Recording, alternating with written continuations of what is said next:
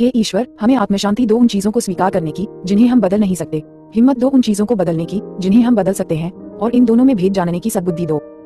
तेरी इच्छा चले प्रभु, हमारी नहीं। सिर्फ आज के दिन अक्टूबर 19। किसी बात के लिए दृढ़तापूर्वक डटे रहना। हमें समय का एहसास, वास्तविकता का स्पर्श और आध्यात्मिक मूल्यों की पहचान होती है जिनको हम में से बहुतों ने काफी पहले खोया था। बेसिक टेक्स्ट पृष्ठ 80।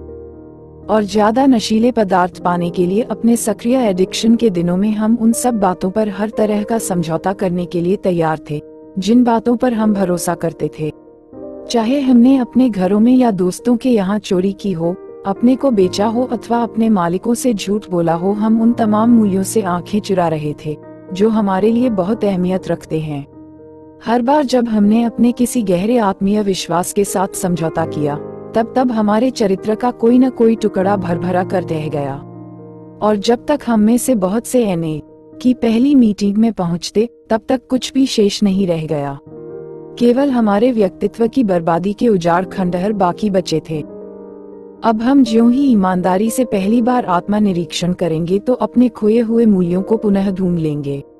लेकिन अपने चरित्र के पुनर्निर्माण के लिए हमें उन मूल्यों को कायम रखने की जरूरत बराबर बनी रहेगी, भले ही उन्हें परे धकेल देने का प्रलोभन कितना ही बड़ा क्यों न हो। ये जानते हुए भी कि हम झूठ का सहारा लेकर किसी को बेवकूफ बना सकते हैं, हमें ईमानदार होना होगा।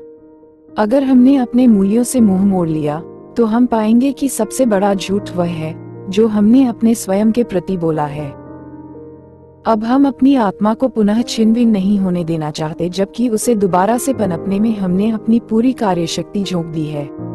अब यह अनिवार्य हो गया है कि हम किसी न किसी बात, मूल्य पर दृढ़तापूर्वक डट जाएं, न कि हर बात पर फिसल जाने का जोखिम उठाते रहें।